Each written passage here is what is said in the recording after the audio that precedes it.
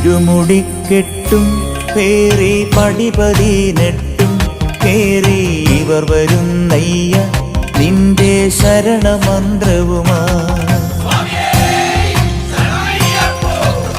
നട തുറന്നയ്യ ദർശന സുഹൃതമേകണമേ നിന്റെ മിഴി തുറന്നയ്യ കനിവിൻ അമൃതു ചൊരിയണമേ. ഇരുമുടിക്കെട്ടും പേറി പടിപതിനെട്ടും കേറി ഇവർ വരുന്നയ്യ നിന്റെ ശരണമന്ത്രവുമാ.